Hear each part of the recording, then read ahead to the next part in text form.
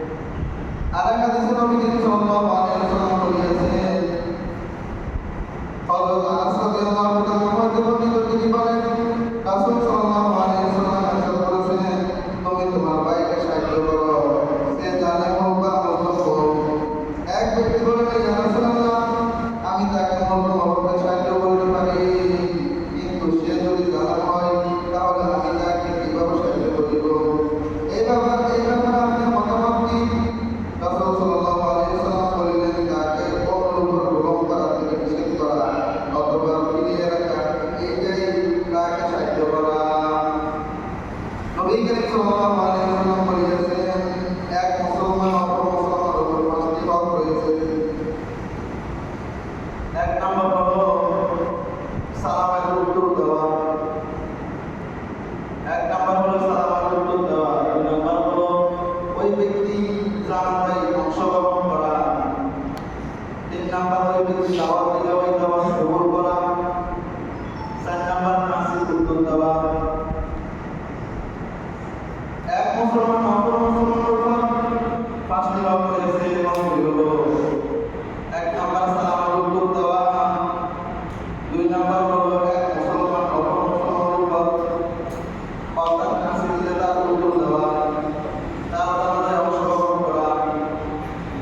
নবী করিম সাল্লাল্লাহু আলাইহি ওয়াসাল্লাম বলেছেন, হাদিস শরীফে নবী করিম সাল্লাল্লাহু আলাইহি ওয়াসাল্লাম ইরশাদ করেছেন, কিয়ামতের ময়দানে তিন ব্যক্তির সাথে আল্লাহ তাআলা কথা বলবেন না।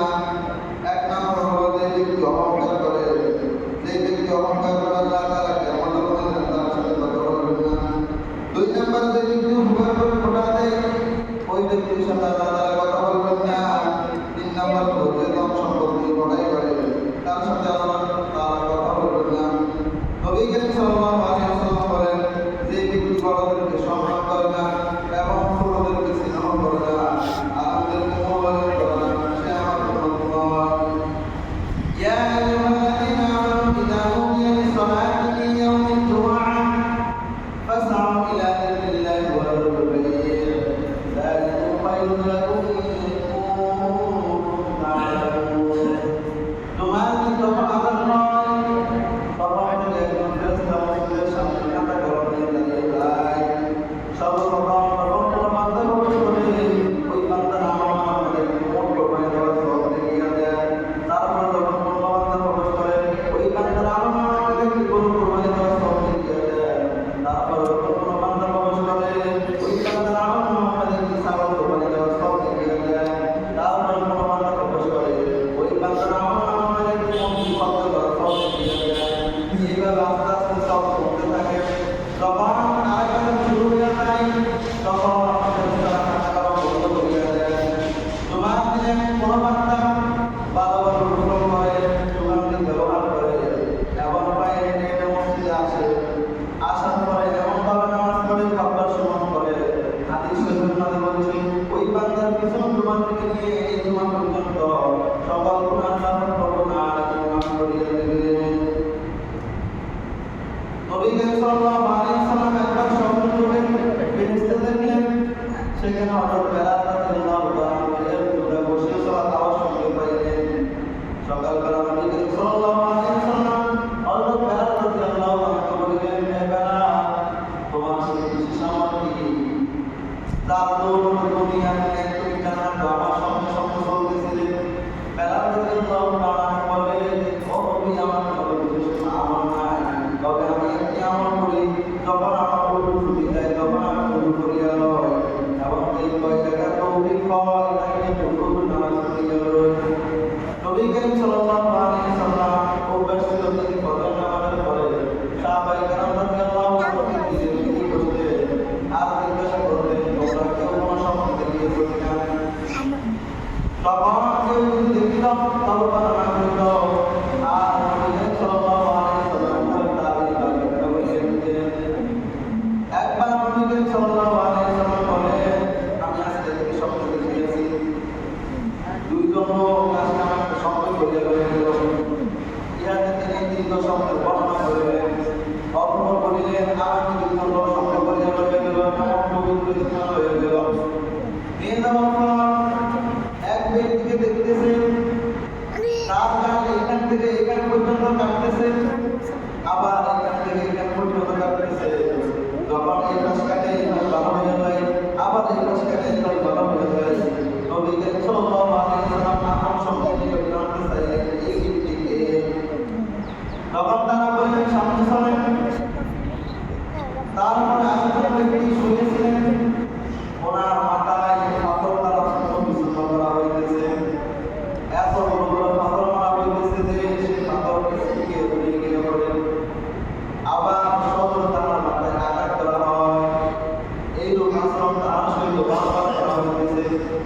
নবী করিম সাল্লাল্লাহু আলাইহি ওয়াসাল্লাম অপরপক্ষে জানতে চাইলেন এই ব্যক্তিকে। তখন তারা বললেন সামনে চলেন। কিছুক্ষণ অতিক্রম হওয়ার পর একটি গর্ত থেকে অনেক বড় গর্ত, ওই গর্তময় দেখতেছে আগুন জ্বলতেছে আগুন। ওইখানে অনেক পুরুষদেরকে পুরুষ এবং মহিলাদেরকে দাঁড়িয়ে দিয়েছে। নবী করিম সাল্লাল্লাহু আলাইহি ওয়াসাল্লাম আপন সম্মুখে জানতে চাইলেন এই ব্যক্তিকে। তখন তারা বললেন সামনে চলে। তার কিছুক্ষণ অতিক্রম হওয়ার পর দেখতেছে আরেকজন ব্যক্তি অনেক বড় রক্তসাগর মানুষ হাউল খেতেছে আর তার সাঁতার দিয়ে ঘুরে আসতেছে। তখন তাদেরকে আবার পাথর মারা হয়, আবার ওই মানুষগুলো আবার ঘুরে গিয়ে পড়ে। এইভাবে চলতেছে। নবী করিম সাল্লাল্লাহু আলাইহি ওয়াসাল্লাম তারা বললেন সামনে চলেন। তারপরে যখন আমরা সমুদ্র অতিক্রম হওয়ার পর তখন এমন একটা সুন্দর বাগান দেখলেন, যাইতে উদ্যান ভবন দেখলেন। তখন একজন লোক থেকে দিলেন নবী করিম সাল্লাল্লাহু আলাইহি ওয়াসাল্লামের দিকে। তখন তার সাথীরা বললেন সামনে চলেন। তারপর অতিক্রম হওয়ার পর একটা বিল্ডিং দেখলেন। তারপর আরো কিছু অতিক্রম হওয়ার পর আরো সুন্দর আরেকটা বিল্ডিং দেখলেন। এবার নবী করিম সাল্লাল্লাহু আলাইহি ওয়াসাল্লাম বলেন এগুলোর কারণ কি আমাকে বলো। তখন বললেন সর্বপ্রথম ওই যে লোক তার গাছ এখান থেকে এখান কাটে, এখান থেকে মাথা পর্যন্ত কেটে ফেলে, সে ছিল মৃত্যু। সে বেশি বেশি মিথ্যা কথা বললো, এই জন্য তার এই অবস্থা। সে বেশি বেশি মিথ্যা কথা বলার কারণে কিয়ামত পর্যন্ত তার এই আযাব চলতে থাকবে। দ্বিতীয়ত এই ব্যক্তি তার মাথার পাথর করা হইতেছে এবং তার মাথায় পাথর মারা হইতেছে। সে হলো একজন আলেম, কোরআন পড়ছে, হাদিস পড়ছে, কিন্তু সে আমল করে নাই। সে নিজে আমল করে নাই, মানুষদেরকেও শিখায় নাই। এই জন্য তার মাথা পাথর করা হইতেছে। কিয়ামত পর্যন্ত তার এই শাস্তি চলতে থাকবে। তারপরে দেখতেছি যে এই গর্তময় পুরুষ মহিলাদেরকে করানো হচ্ছে, তারা জানাকারী। সেই জন্য কিয়ামত পর্যন্ত তাদের এই আযাব চলতে থাকবে। তারপরে রক্তসাগর, ওই সাগরটি হলো দুনিয়াতে যারা সুখ খায়, ঘুষ খায়, চুরি করে, এতিমের সম্পদ বক্ষণ করে, তাদেরকে এই আযাবটা হইতেছে।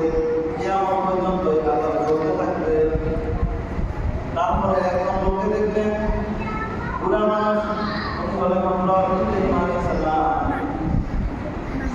ছোট শিশুরা যখন ইন্তেকাল করে তখন ইব্রাহিম আলাইহিস সালাম তাদেরকে কোরআন শরীফ শেখায়। তারপরে যখন একটি সুন্দর বিল্ডিং দেখলেন, ওই বিল্ডিং হলো যারা মুমিন ইন্তেকাল করবে তাদের জন্য। তারপরে যখন আরেকটি সুন্দর বিল্ডিং দেখলেন, ওই বিল্ডিং হলো যারা শহীদ হয়ে যাবে, ইসলামের জন্য পরাক্রম লড়াই করেছিল, নিজের জীবনকে দিয়ে দিবেন, তাদের জন্য এই বিল্ডিং। তারপরে দেখলেন আরো সুন্দর আরেকটি বিল্ডিং। নবী করিম সাল্লাল্লাহু আলাইহি ওয়াসাল্লাম বলেন এই বিল্ডিংটা হলো আপনার জন্য। নবী করিম সাল্লাল্লাহু আলাইহি ওয়াসাল্লাম বলেন আমি যাই, গিয়ে সেইখানে গিয়ে দেখে আসি। তখন হযরত ইব্রাহিম আলাইহিস সালাম বললেন না না, আপনার এখন সময় নেই, যখন আপনার সময় হবে তখন আপনি আসবেন। ছোট ছোট বাচ্চারা যখন ইন্তেকাল করে তখন ইব্রাহিম আলাইহিস সালাম তাদেরকে দিয়ে কোরআন শরীফ শেখায়। এই ব্যাপারে একটি ঘটনা, মালিক ইবনে দিনার রাহমাতুল্লাহি আলাইহি উনি একদিন মক্কে উমরা সফরে পড়ে গেছেন। এই অবস্থায় স্বপ্নে দেখে আল্লাহর দিয়ে কিয়ামত কায়েম হয়ে গেল। আর তাকে বিরাট করে একটা সাপ ঘুরে গেছে, সেই ঘুরতেছে। হঠাৎ করে ঘুরতে তার সামনে একটা ঘোড়া করে দেখা হলো। উনি বলে সাহাব আপনি কি পারেন আমাকে বাঁচাইতে? ওই ঘোড়া লোকটা বলে বাবা না আমি তো দুর্বল, এই সাপ থেকে বাঁচানো আমার সেই ক্ষমতা নাই, এই সাপ থেকে বাঁচানো আমার সেই শক্তি নাই। মালিক ইবনে দিনার রাহমাতুল্লাহি আলাইহি উনি ঘুরতে ঘুরতে সাপ করতেছে, হঠাৎ করে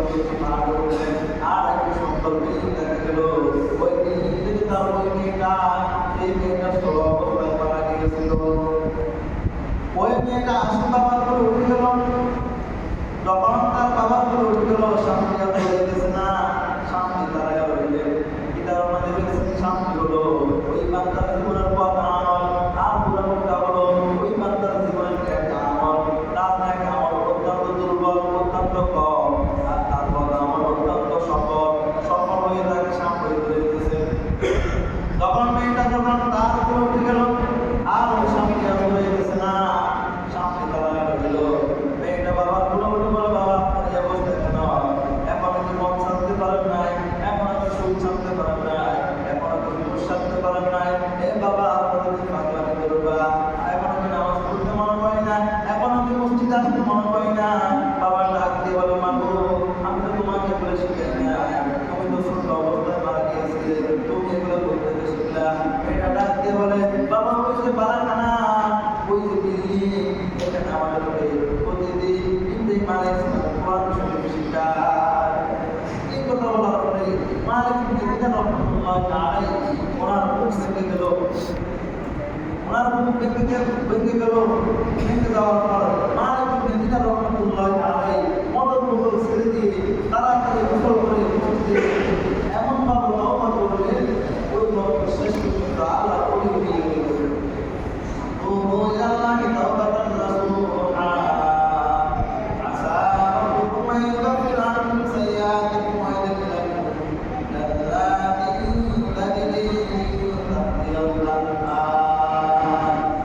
আল্লাহ রাব্বুল আলামিন বলেন, বান্দা তুমি তওবা করো, তোমার যাবতীয় গুনাহগুলি আল্লাহ রাব্বুল আলামিন মাফ করে দিবেন।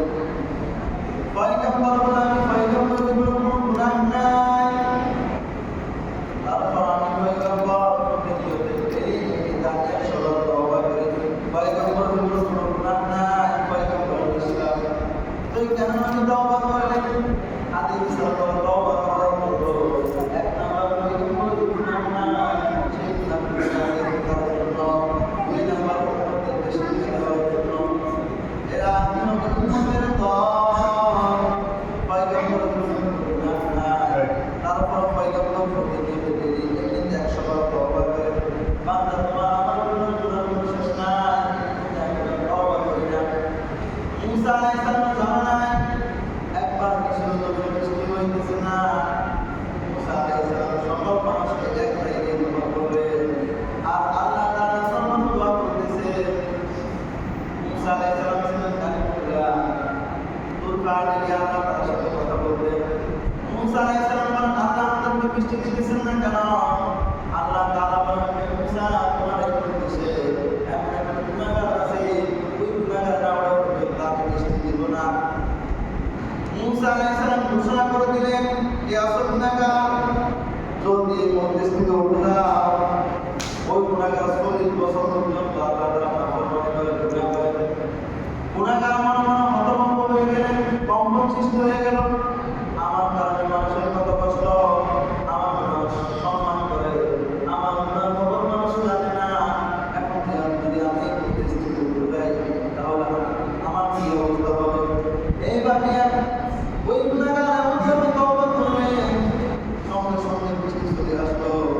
মুসা আলাইহিস সালাম আল্লাহ তাআলার দরবারে বললেন, আল্লাহ আপনি বলে বৃষ্টি দিবেন না, আবার বৃষ্টি দিলেন। আল্লাহ তাআলা বলেন, মুসা যে বান্দার কারণে বৃষ্টি দেয় নাই, ওই বান্দার কারণে বৃষ্টি দিয়েছি। কারণ ওই বান্দা আমার তওবা করলো, সঙ্গে সঙ্গে আমি বৃষ্টি দিয়ে দিলাম। আল্লাহ তাআলা বলেন, লা তাকনাতু মিন রাহমাতিল্লাহ।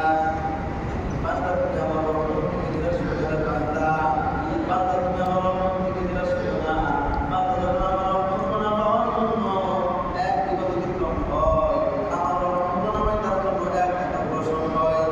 বান্দা যখন আমার রহমত না পাওয়ার জন্য এক হাত অতিক্রম হয়, আমার রহমত না তার জন্য দুই